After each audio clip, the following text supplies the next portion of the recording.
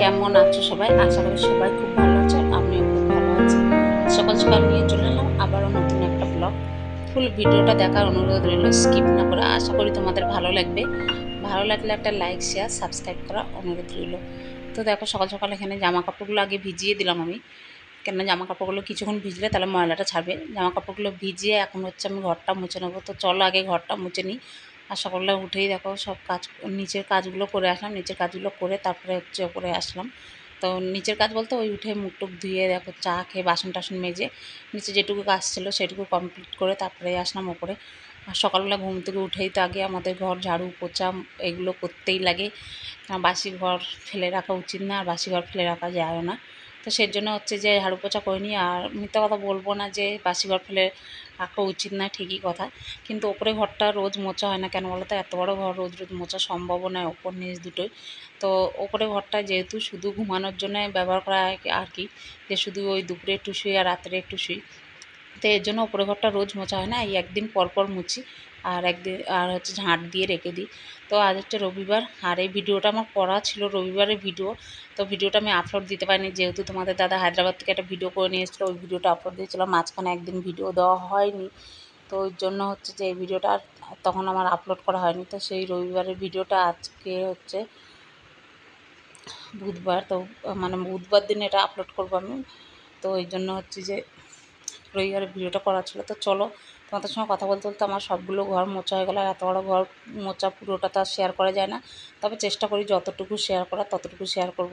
তো আজকে অনেক কাজকর্ম আছে, দেখলেই জামা কাপড় ভিজিয়েছি, এখন হচ্ছে এগুলো মুছে নিচ্ছে। আর দেখো কোনা কাঞ্চিগুলো দিয়ে না এত মাকড়সা জাল করে, আজকেই সব এগুলো মুছছি কোনা কাঞ্চিগুলো দিয়ে। আমি যখনই মুছি কিন্তু ওই পিলারের কোনাগুলো দিয়ে ওপর দিয়ে টেনে নিই, কেন বলো তো? ওগুলোতে পুরো মাকড়সার জাল করে রাখে, তো তার জন্যই আমি টেনে নিই। আর আজকে অনেক কাজ বললাম না। এই যে দেখো, এখন আসলাম মুরগি ঘরে। তো মুরগি ঘরটা প্রচণ্ড নোংরা হয়ে গেছে, যেহেতু বর্ষাকাল, ভিজে টিজে একদম মানে শুকাচ্ছে না। জল টল মুরগি খায়, জল টল ফেলে, এ করে আর শুকাচ্ছে না। প্রচণ্ড গন্ধ বেরিয়ে গেছে মুরগি ঘরটা দিয়ে। মুরগি ঘর ঢোকা যায় না, নিজেরই ঢুকতে ইচ্ছা করে না, এতটা নোংরা হয়ে গেছে। আর মুরগি পোষা মানেই হচ্ছে নোংরা কাজ। তো মুরগি পোষাটা কিন্তু খুবই একটা ঝামেলার ব্যাপার, খুবই একটা নোংরা কাজ। তো এই নোংরা কাজটা আমাকে করতেই হয়।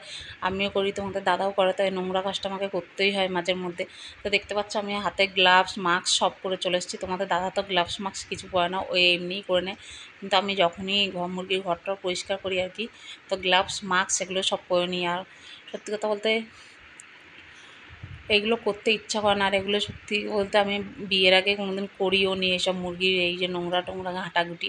কিন্তু এখন হচ্ছে যে নিজের হাত খরচা চালানোর জন্য ওই ঘরে বসে থাকবো, কিছু তো একটা করি ঘরে বসে, তো সেই জন্যই হচ্ছে মুরগিটা করা। তো সেই জন্যই হচ্ছে এটা করা। আর আগে তো আমিই ঘর পরিষ্কার করতাম, কিন্তু ইদানিং তোমাদের দাদাই করে দেয় বেশিরভাগ। তো চলো দেখো, আর এতটা জমে গেছে না, প্রায় 1 মাস মতন হয়, 1 মাস মতন হয়েছে। তো মুরগি ঘরটা পরিষ্কার করা হয়নি। তো সেই জন্য ভাবলাম যে না, আজকে পরিষ্কার করে ফেলি।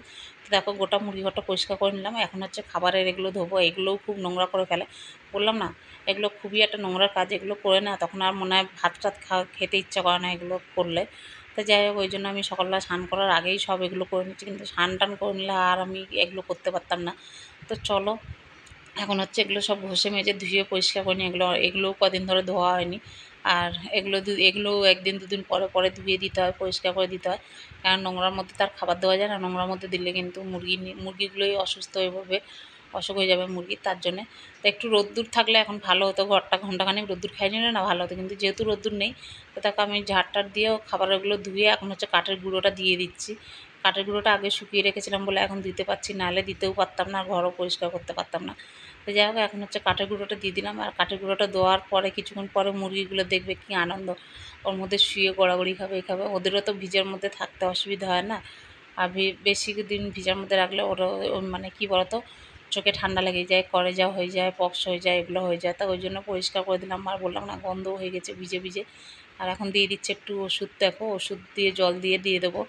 আর এগুলো যেহেতু ধুয়ে নিয়েছি, তো একবারে খাবার টাবার দিয়ে তারপর ভেতরে ঢুকবো। আর এই মুরগিটা বাইরে বার করে দিয়েছি, এটা চোখে একটু পক্স হয়েছে, তো ওই জন্য এটাকে বাইরে বার করে দিচ্ছি। কেন, এটাকে যদি ওদের সঙ্গে রাখি, তো ওর থেকে আবার আরও 2-4টা মুরগি হয়ে যেতে পারে। তো ওই জন্যই হচ্ছে যে কোনো মুরগি যদি ঠান্ডা লাগে বা পক্স হয় বা কিছু হয়, ওই মুরগিটাকে আমি সঙ্গে সঙ্গে বাইরে বার করে দিই। কেন বলো তো? নাহলে সবগুলো মুরগির একটার থেকে আর একটার ধরে যাবে। যেরকম আমাদের কোনো মানে হয় না একটা ছোঁয়াছুঁই রোগ, তো মুরগিরও সেই রকমই একটা ছোঁয়াছুঁই রোগ।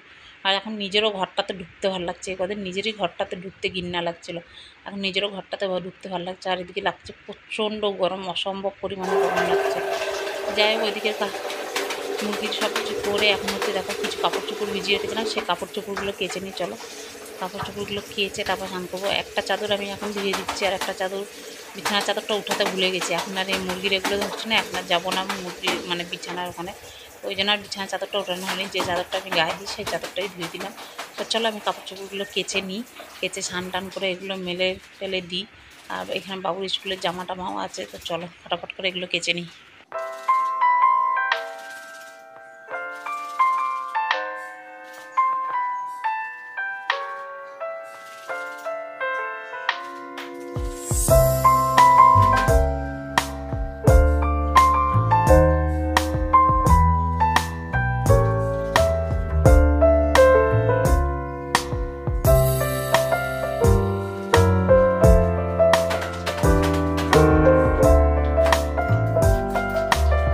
বন্ধুরা এখন বাজে 10:30, আর এদিকে মা হচ্ছে রান্না বসিয়ে দিয়েছে। মা আজকে কত কি রান্না বসিয়েছে দেখো, চিচিঙ্গা ভাজা করেছে, পটল ভাজা করেছে, এখানে করলা আর বেগুন কেটে রেখেছে ভাজা করবে, এখানে হচ্ছে ঢেঁকির শাক কেটে রেখেছে ভাজা করবে। মা আজকে সব ভাজা ভাজা করছে, তো মা এইগুলো ভাজা ভাজা করুক। আর আম কেটে দিলাম, গাছের আমগুলো পড়েছিল তো সেগুলো কেটে দিলাম, টকের ডাল করবে। আর আমি যাবো একটু বাজারে, এখন দেখি একটু মাছ পাই কিনা। তো চলো যাই দেখি একটু বাজারে মাছ মাংস নিয়ে আসি। চলো তো স্নান টান করে চাটা খেয়ে চলে আসলাম বাজারে। আজকে বাজারের দায়িত্বটাও আমার পড়েছে, আজকে রবিবার বাজারের দায়িত্বটা আমার পড়েছে, যেহেতু ওরা কেউ বাড়িতে নেই তার জন্য চলে আসলাম। সামনে বাজার আছে মোড়ের মাথায়, তো ওখানেই আসলাম। দেখো একটু বাটা মাছ নিয়ে নিচ্ছি, এরপরে হচ্ছে যে দেখি আর কি মাছ নিই। আর মাংস তো অবশ্যই নেব, মানে চিকেন নেব। তো চলো এই যে দেখো আমি চিকেন মাছ সব নিয়ে চলে এসেছি। আর আমার দেওয়ার ফোন করে বলেছিল যে যদি লোকাল মাছ পাও তাহলে একটু লোকাল মাছ নিও আমার জন্য। ও যেহেতু মাংস টাংস খাবে না তার জন্য এই যে বাটা মাছ নিলাম, আর বাটা মাছগুলোর পেটে পুরো ডিমে ভর্তি। আর আমি এখানে নিয়ে এসেছি হলো বাটা মাছ নিয়ে এসেছি, তারপরে হচ্ছে লোটে মাছ নিয়ে এসেছি, আর নিয়ে এসেছি হলো চিকেন।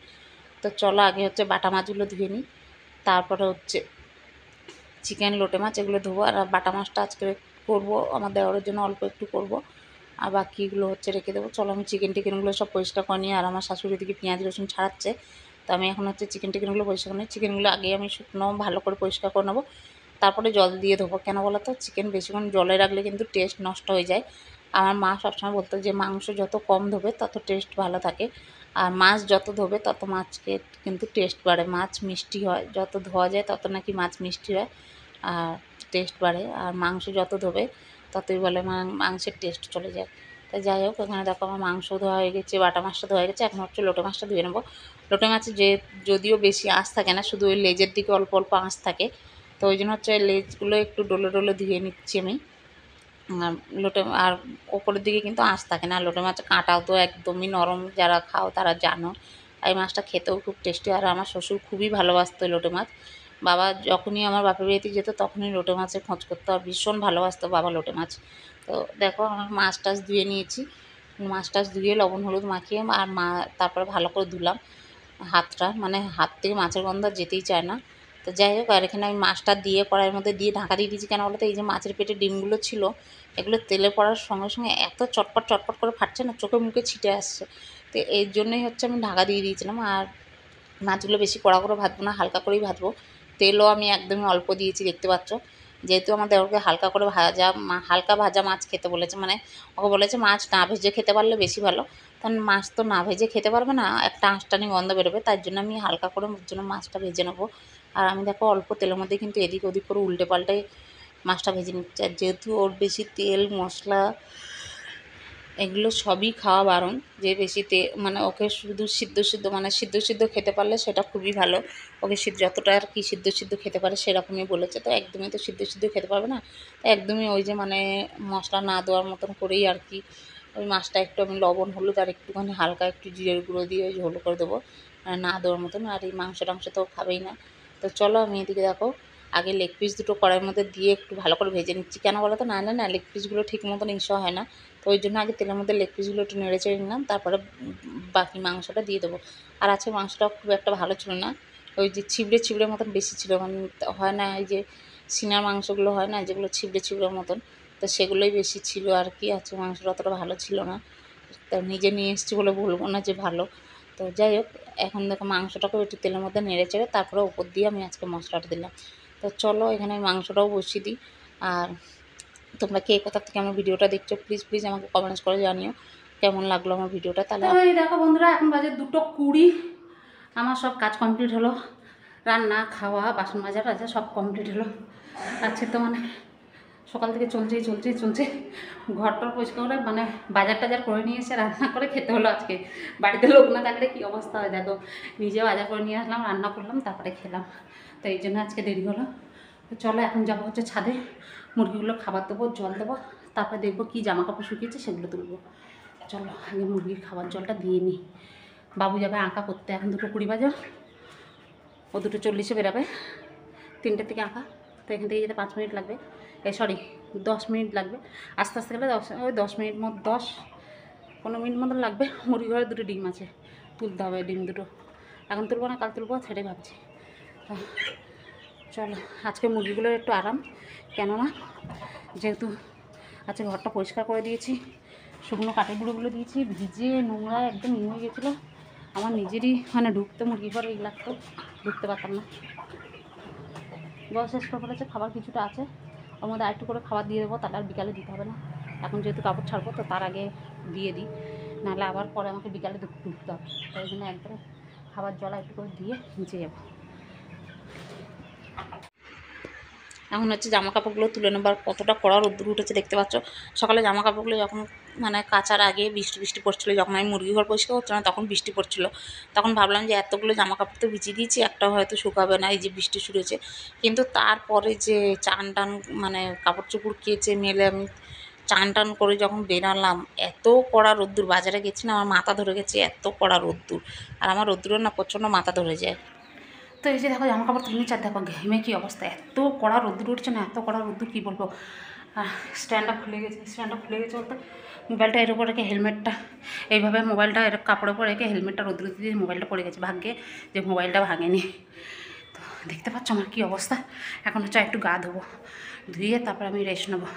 তো চলো, বাপরে বাপ,